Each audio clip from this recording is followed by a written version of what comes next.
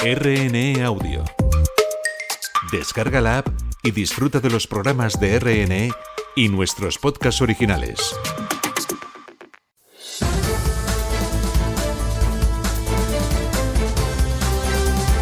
Tablero Global.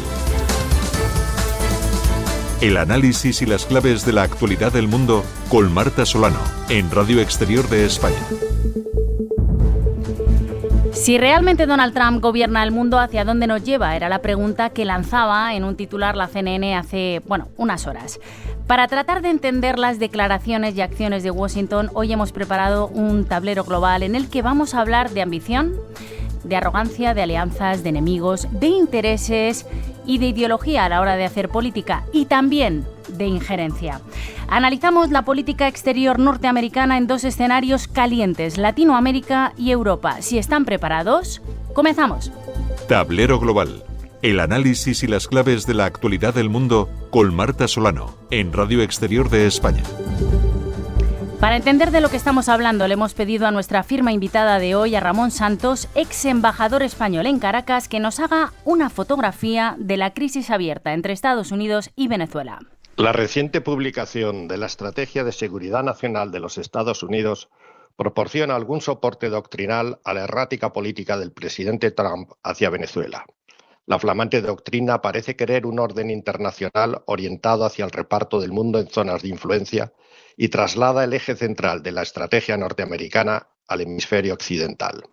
Rebautizada como doctrina Donroe, Don por Donald, la nueva estrategia hará con Venezuela lo que le plazca, sin más resistencia que la que pueda ofrecer el envilecido régimen chavista y la disminuida población que todavía lo sostiene. La pregunta es, ¿qué piensa hacer Donald Trump?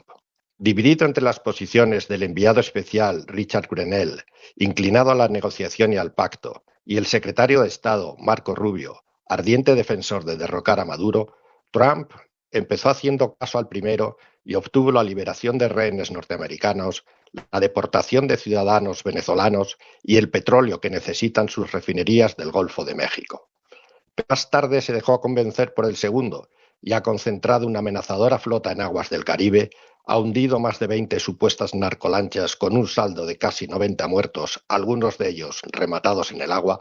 Anteayer confiscó un tanquero venezolano con 1.200.000 barriles, y todo ello mientras la compañía estadounidense Chevron sigue operando en el país y el régimen venezolano continúa aceptando a sus ciudadanos deportados desde Estados Unidos. ¿Cuáles son entonces sus verdaderas intenciones? La entrega del Premio Nobel de la Paz a María Corina Machado, vencedora moral de las elecciones presidenciales, añade presión al gobierno de Estados Unidos. Todas las señales parecen apuntar a un cambio de régimen. Pero si ese es el objetivo y si se alcanza, lo más difícil vendrá después. Lo difícil será asegurar una transición democrática que evite el caos en la sociedad venezolana, que ya viene siendo devastada por el chavismo desde hace un cuarto de siglo. Como reza el título de un lúcido libro sobre Venezuela de William Newman, todo se puede poner peor.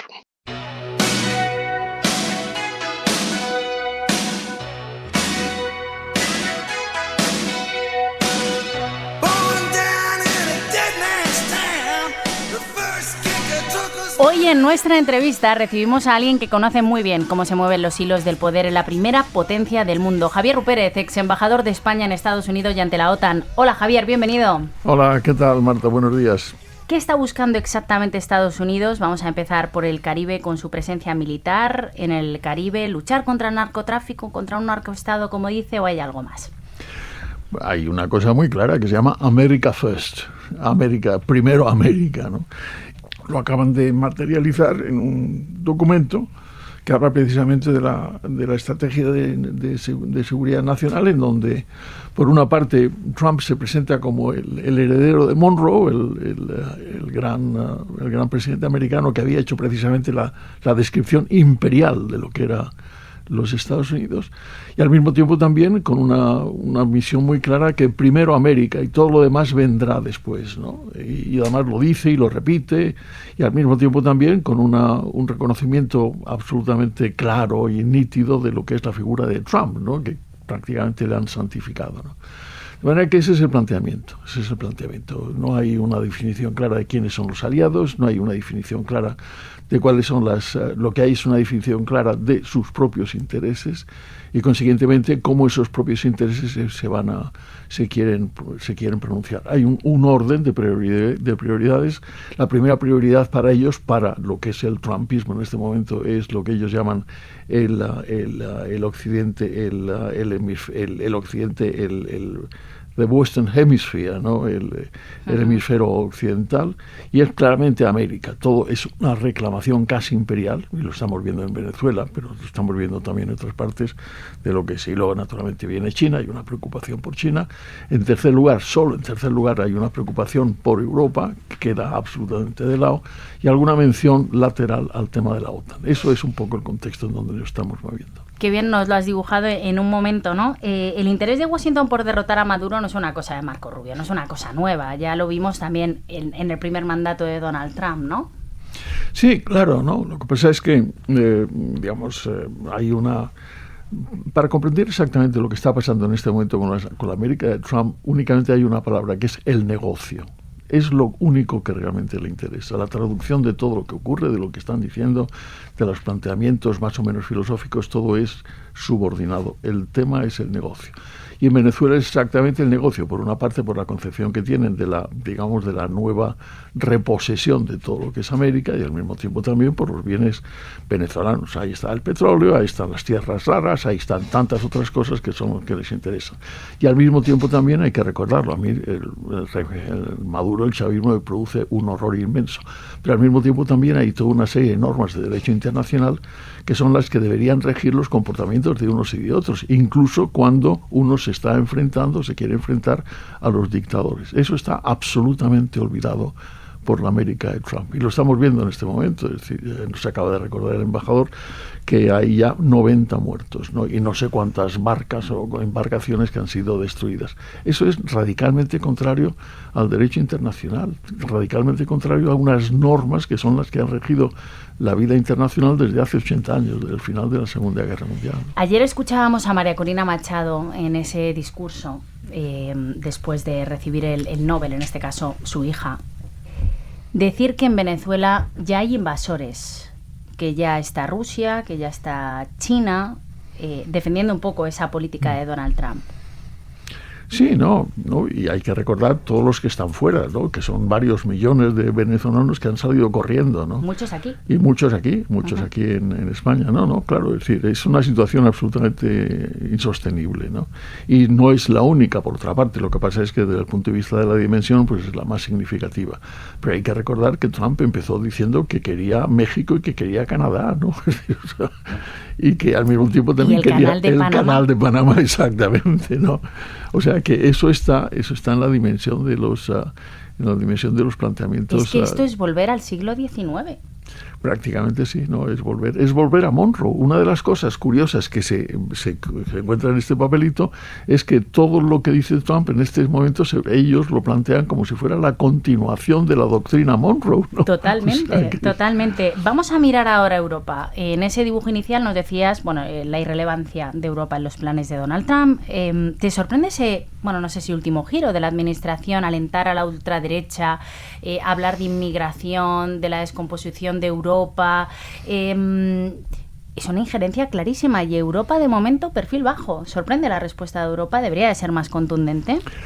Bueno, eso es evidente, ¿no? Es evidente que en este momento Europa tiene un gran reto, que es precisamente no ya únicamente responder a lo que hace Trump, sino al mismo tiempo reconsiderar lo que es la proyección europea, ¿no? Yo creo que ese es el gran reto. A mí me da la impresión de que en este momento la Unión Europea se lo está planteando seriamente. Digamos, ha habido una cierta variación de las actitudes. Por una parte, es perfectamente comprensible que desde el punto de vista político y diplomático no se quiera romper relaciones la América trumpista. Pero por otra parte, lo que es evidente es que si vemos en este momento lo que es el liderazgo europeo, se están planteando seriamente lo que es la respuesta, ¿no? Y la respuesta es solo una, es la afirmación de la superioridad o de la igualdad estratégica europea y consiguientemente al mismo tiempo la consideración absolutamente central de lo que es la Unión Europea en el sentido más central de la palabra. Necesitamos una federación. Estamos apenas en la confederación, estamos contemplando toda una diversidad de planteamientos, de opciones. No, tenemos que ir a la Unión Europea desde el punto de vista económico, desde el punto de vista defensivo, desde el punto de vista de la seguridad y al mismo tiempo también de la reconsideración de lo que es la OTAN. Es decir, en este momento el texto, claramente los americanos, digamos los americanos de Trump no tiene absolutamente ningún amor por la OTAN, ¿no? Y en el texto precisamente de la Estrategia Nacional de Seguridad habla de la reconsideración de las aportaciones y habla del 5%, pero al mismo tiempo una de las cosas que dice es que lo que no se puede imaginar es que la OTAN está permanentemente abierta a cualquier otro tipo de candidato, ¿no? Que es el caso claramente de Ucrania, por otra parte, ¿no? Escuchándote, llego a una conclusión. También has hablado de Trump, política exterior como negocio. Hablamos de una nueva estrategia de seguridad de Trump. Pero da la sensación de que Trump solo quiere sentarse a hablar y negociar con países afines ideológicamente. Lo vemos con Milei en Argentina, lo vemos con Meloni, lo vemos con Orbán, lo vemos con... ¿Esto es así? ¿Eso también tiene un peso en la política exterior o es un poco postureo? Se sienta con todo el mundo, le da lo mismo quién viene. Naturalmente él tiene una preferencia por la derecha, por la extrema derecha, pero se sienta con Putin también. Es decir, en este momento... ¿Y con Xi Jinping? Hace un año, claro, exactamente, con el chino, ¿no? Hace un año, cuando Trump llega a la Casa Blanca, prácticamente la guerra, digamos, el enfrentamiento en Ucrania lo había perdido Putin. En este momento Putin está mandando. ¿Qué ha pasado? ¿Quién le ha dado vida? Le ha dado vida Trump. Y eso queda también claramente reflejado en el texto de la Estrategia Nacional de Seguridad. Una de las cosas que dicen es que hay que mantener las relaciones con independencia de lo que piensen, de lo que hagan, de dónde estén, les da lo mismo, ¿no? Un planteamiento que al fin y al cabo es el planteamiento que venía también pues de las Naciones Unidas, de la creación de la OTAN en 1949, de todos los sistemas internacionales. Aquí desaparecen completamente. Lo único que les importa es sentarse con todos aquellos con los cuales tienen algún interés, algún negociete que hacer, ¿no? Y eso es lo que está pasando, ¿no? Bueno, el multilateralismo a punto de saltar por los aires, ya lo vemos. Javier Rupérez, ex embajador de España en Estados Unidos y ante la OTAN. Gracias por acompañarnos, Javier, por tu análisis. Siempre un placer.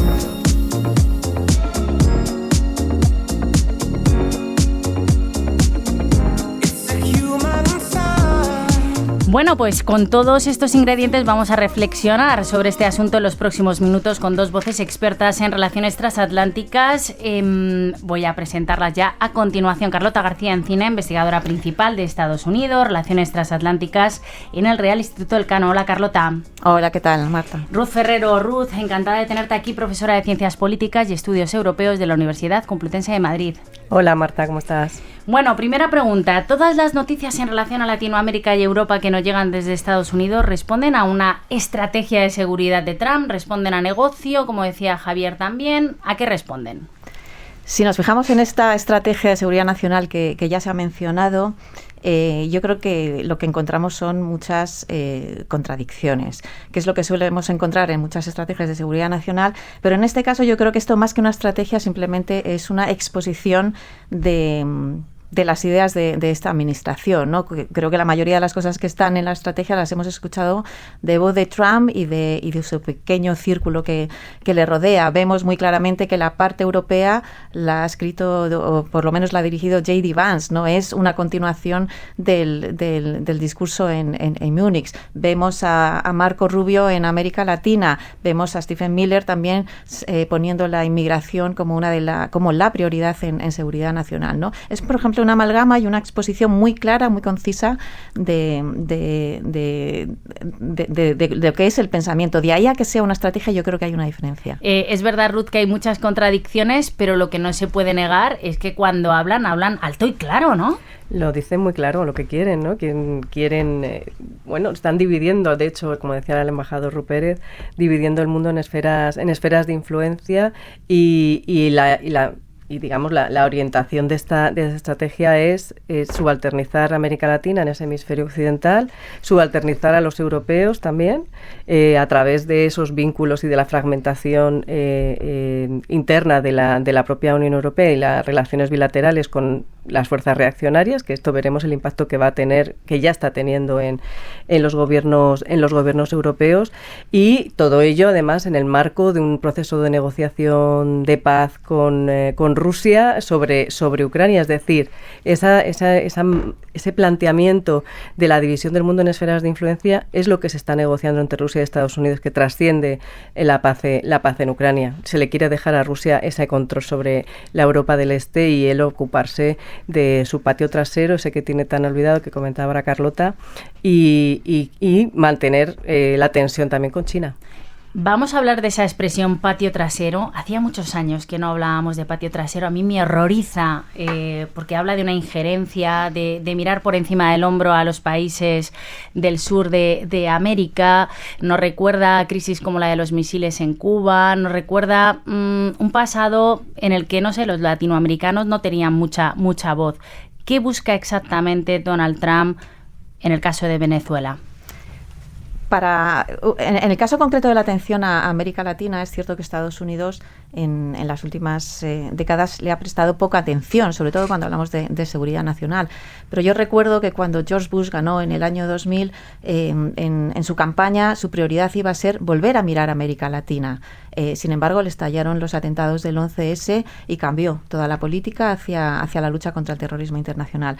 Ha habido varias ocasiones, sobre todo lo hemos visto en campañas electorales, donde los presidentes en Estados Unidos han querido volver a América Latina, no como el patio trasero, sino como mi ámbito geográfico más cercano, donde hay una serie de oportunidades que podemos aprovechar. Yo creo que eso siempre ha estado en la mente, y yo creo que por parte de muchos países de América Latina han reclamado más atención por parte de Estados Unidos, que siempre estaba perdido por otros mundos, ¿no? Mientras que la zona más cercana la dejaba más abandonada.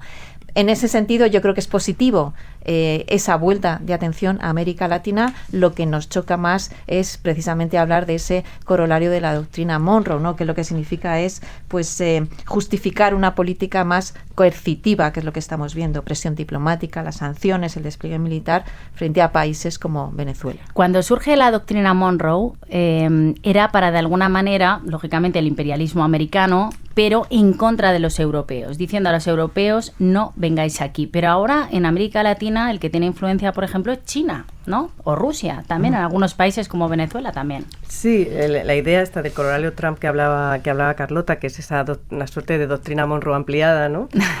¿No?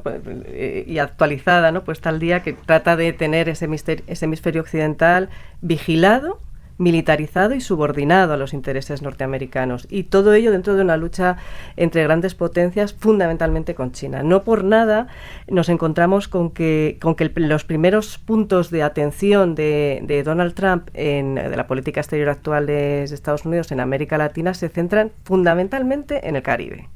Y esto tiene mucho que ver con que los países caribeños han sido fundamentalmente los principales receptores de infraestructuras, de financiación y de cooperación con China. Ajá. Y esta yo creo que es una de las claves también, ¿no? China ha pasado en la región específica del Caribe, del puesto 16 al puesto número 2 en una década. Y esto es algo que Estados Unidos, claro, mira con muchísimo recelo, y sobre todo en esa competición global intenta sacarle directamente de ese área de influencia que considera que es América Latina, incluido por supuesto el Caribe. Ahí se intenta construir como subregión, ¿no? Como un corredor estratégico que favorezca, digamos, el comercio y la inversión. De ahí también el interés por el control del canal de Panamá. Uh-huh. Un matiz importante. La campaña militar antidroga que está llevando a cabo Estados Unidos en el Caribe no tienen la autorización explícita del Congreso. Vemos también un choque ahí interno del Poder Legislativo y el Poder Ejecutivo. Tema de inmigración, porque es uno de los ejes también tanto de la campaña como de la política exterior, podemos decir, de Estados Unidos, pero no solo que él hace exportar o devolver en caliente inmigrantes, esas redadas, etcétera, por ejemplo, a El Salvador de Bukele, sino que dice a Europa que tiene que hacer lo mismo. Y ojo a esto, porque Europa se está planteando la extradición de esos inmigrantes irregulares a terceros países también. Esto nos está recordando un poco ese paralelismo. ¿Está cediendo Europa a esas políticas migratorias de Estados Unidos? ¿A esos mensajes desde el otro lado del Atlántico? Sí, si me permites decir una pequeña cosa sobre la doctrina Monroe, está la doctrina Monroe, que era un principio más defensivo, es decir, los europeos que se queden en Europa, que yo me quedo en América Latina. Y luego está el corolario del primer presidente Roosevelt, que yo creo que es a lo que más se parece el corolario de Trump, ¿no? Que era un instrumento mucho más intervencionista, ¿no? Yo creo que por eso es el corolario de Trump, porque recuerda el corolario del primer Roosevelt, ¿no? Con respecto al tema de la inmigración, yo creo que hay que ir aquí un poco al tema interno de Estados Unidos. Para Estados Unidos, para los republicanos, para Trump, que así hizo la campaña, lo importante es el tema migratorio, ha sido bandera. Y ahora mismo que se está renovando la derecha, el Partido Republicano en Estados Unidos, está esta idea de que el tema migratorio, todo el tema cultural, todo el tema woke que está en Estados Unidos, tiene que lanzar la política exterior. Se tiene que ver, ¿no? Y eso es lo que hemos visto un poco en esta estrategia. Cuando Trump dice a los europeos el tema civilizacional, el tema migratorio, está exportando sus problemas, sus enfrentamientos con el Partido Demócrata hacia la política exterior. A mí lo que me preocupa es que Europa parece que recoge el guante. En la postura de Meloni en cuanto a los inmigrantes, España se ha opuesto, hay países que se han opuesto, pero ¿pueden ir por ahí los tiros? Pero la postura de Meloni yo creo que es anterior también incluso a la presidencia de Donald Trump. Tenemos un problema migratorio que tenemos que gestionar, pero desde luego la situación migratoria en Estados Unidos creo que es peor que la de España, igual que todo el tema woke. Eso nació en Estados Unidos, creció en Estados Unidos. Yo creo que aquí en Europa es algo distinto, ¿no? Por lo tanto, yo creo que también mantener esas distancias de que la situación en Europa es distinta que en Estados Unidos es lo que tenemos que hacer. Ese mensaje de que, atención europeos, vuestra civilización está amenazada con la inmigración, haced algo o Europa desaparecerá. ¿Por qué ese mensaje de Trump? Bueno, yo creo que aquí yo estoy de acuerdo con lo que plantea Carlota. Las políticas sostenidas sobre la seguridad y el control migratorio en Europa son anteriores a Trump. Por tanto, lo que hace Trump es impulsar, ¿no? Y reactivar y acelerar, digamos, estos procesos que ya estaban muy, muy asentados, incluso en el nuevo pacto europeo de migración y asilo, que es lo que fundamentalmente es un pacto sobre control de fronteras. Eso por un lado. Por otro lado, está lanzando un mensaje a sus aliados en Europa, que son precisamente los que más apuestan por avanzar en políticas de represión contra la población migrante que llega o la que ya está en el territorio, que eso también es importante. Y la cuestión aquí es que no tenemos, de momento no ha aparecido ningún marco ni ninguna propuesta política que efectivamente rompa ese marco de la extrema derecha, sino que por el contrario lo está comprando. Y lo está comprando en términos de mirar a las migraciones como una cuestión de seguridad nacional en vez de como una cuestión de seguridad humana, poniendo a esas personas en el centro de las políticas públicas y no poniéndolas sometidas, digamos, a esos procesos de militarización de las fronteras, de securitización del fenómeno, no un problema, sino un fenómeno que yo creo que hay que seguir recalcando que el problema es un problema de gestión de la población, no es un problema migratorio, porque si vemos las proporciones de personas que están en relación con la población autóctona, digamos, son porcentajes que no son muy elevados y que son fácilmente integrables. Lo que hay que hacer son políticas públicas que efectivamente avancen en esos procesos de integración, pero en la relación con Estados Unidos y Europa, yo creo que lo que está haciendo es aprovechar la coyuntura que hay en Europa y reforzar, digamos, a sus aliados también dentro del marco político europeo. Los oyentes a lo mejor están igual que yo y me alegra que estéis aquí porque nos vais a ayudar muchísimo. Yo muchas veces no entiendo nada, porque digo, las declaraciones de Trump parece que quieren desgastar a Europa. ¿Y por qué? ¿Por qué? Si se supone que es un aliado. ¿Porque quiere que emerjan esos gobiernos más afines ideológicamente? ¿Porque quiere favorecer a Rusia en esta guerra que hay en Europa? ¿Por qué lo hace Donald Trump? Entendemos o se puede ser comprensible el enfado de Donald Trump en cuanto a la OTAN, la aportación económica, pero eso es una cosa concreta, ¿no? Pero en general no hay una estrategia, pero rara vez hay un mensaje positivo hacia los aliados europeos. Parece que quiere desgastar a Europa. ¿Qué sentido tiene esto? En el caso de Trump, yo creo que lo primero que tenemos que hacer es separar lo que es el estilo de lo que es la estrategia o la política, porque muchas de las palabras que dice al final son incoherentes y es un poco lo que le sale en ese mismo momento. Pero con respecto a Europa, yo creo que hay que ir un poco más atrás.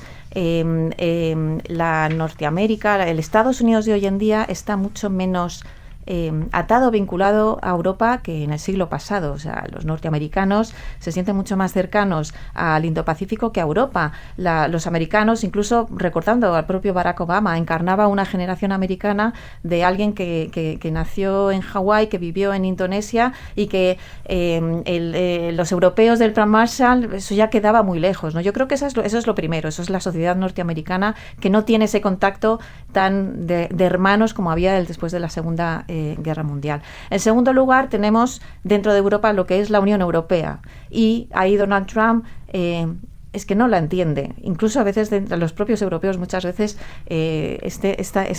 no entendemos bien cómo funciona la Unión Europea. Donald Trump no la entiende. Sin embargo, en el 2017, cuando impuso aranceles a Europa, ni siquiera sabía quién era el presidente de la Comisión Europea. Esta vez ha tenido que negociar con von der Leyen. Por lo tanto, la Comisión Europea ha ganado peso y ha tenido que negociar al final con Donald Trump. Yo creo que está un poco, pues no acaba de entender bien esa Unión Europea, sigue siendo más bilateralista que multilateralista, pero volviendo un momento a la estrategia. Tan contradictoria es que hay veces que alaba también a los propios europeos, alaba todo el tema científico y tecnológico que tiene Europa, alaba la necesidad también de aliados, ¿no? Entonces, al final, ¿con qué nos quedamos? Yo creo que al final no distingue ni entre aliados ni enemigos, distingue entre quién es fuerte y quién no lo es. Con el fuerte sí que se sienta a negociar, con el débil no. Yo tengo la sensación, a veces, como europea, de decir, con amigos así, ¿para qué quieres enemigos? Y tengo la sensación de que Donald Trump, y no solo él, también el vicepresidente Vance, están como irritados con Europa. Están como cansados de pagar la factura. No solo en la OTAN, también, por ejemplo, con los aranceles. Muchas veces dicen, es que nosotros hemos pagado mucho más que los europeos. La burocracia de Europa, con las grandes tecnológicas, por ejemplo, que han recibido multas. Entonces yo creo que nos ve como una maraña burocrática muy compleja, y que nosotros vivimos en esa burbuja del estado de bienestar a costa de la factura que paga o ha pagado los Estados Unidos. Ya, pero bueno, esto no es nuevo de Donald Trump, ni es exclusivo de Donald Trump. Esto es algo que los distintos presidentes norteamericanos ya le llevan diciendo a los europeos durante mucho tiempo, en términos del marco de seguridad y defensa, que tienen que incrementar ese gasto si quieren seguir contando con ese paraguas defensivo, ¿no? ¿Y tienen parte de razón? Y tienen parte de razón, claro que sí, tienen parte de razón, porque es verdad que la Unión Europea, los países europeos, no la Unión Europea, los países europeos, es verdad que han reducido mucho el gasto en defensa durante estos años, ¿no? Y han dependido y siguen dependiendo de la inteligencia y de la defensa de Estados Unidos fundamentalmente, y también de Israel, ¿no? Es importante también ponerlo sobre la mesa. En relación con lo que planteabas, cómo ve Estados Unidos a la Unión Europea, bueno, yo creo que no quiere ver una Unión Europea fuerte, no lo quiere ver como una competidora, la quiere ver como un ente subalterno, no solo en términos de seguridad y defensa, también en términos económicos. De hecho, lo primero que hizo al llegar a la Casa Blanca fue decir que lo que él quería es que la Unión Europea comprase más energía y más armas a Estados Unidos, y lo está consiguiendo. Y de hecho es verdad que ahora sabe quién es la presidenta de la Comisión, pero la ha hecho ir a firmar ese acuerdo de aranceles a un campo de golf privado de su propiedad, en un escenario que es vergonzante para la propia Unión Europea. Bueno, antes de terminar este último minuto rápidamente, la recomendación de un libro o una película siempre se lo pedimos a nuestros jugadores que se ponen delante del tablero. Carlota, a ver. Pues ya que has mencionado la crisis de los misiles en Cuba, 13 Days, la película de los 13 días, donde se explica perfectamente en qué consistía la Guerra Fría, y un libro, Las memorias de John Bolton. Hay un capítulo entero sobre Venezuela. Lo que está haciendo ahora Donald Trump sobre Venezuela no es nuevo. Ya intentó derrocar el gobierno venezolano por otros métodos en la primera administración, y Bolton lo explica muy bien. Tomamos nota. Yo recomiendo Oppenheimer. Ay, por favor. Recomiendo Oppenheimer como una muestra, ¿no?, de cómo es la competencia estratégica en materia de inteligencia, en materia de avance tecnológico entre las grandes potencias. Y como libro recomiendo un autor local, aquí español, ¿sí?, que se titula Nuevo espíritu del mundo, política y geopolítica en la era de Trump, de Esteban Hernández. Bueno, tomamos nota. Gracias a nuestras jugadoras por una partida tan interesante, de verdad. Carlota García Encina, investigadora principal de Estados Unidos, Relaciones Transatlánticas del Real Instituto Elcano. Gracias. A ti, Marta, gracias. Ruth Ferrero, profesora de Ciencias Políticas y Estudios Europeos de la Universidad Complutense de Madrid. Gracias, Ruth. Gracias, Marta. Gracias también a Javier Ollero, a los mandos técnicos, Juan Carlos López en la producción. Aquí lo dejamos, pero recuerden, la partida continúa. Será la semana que viene con más Tablero Global. Adiós.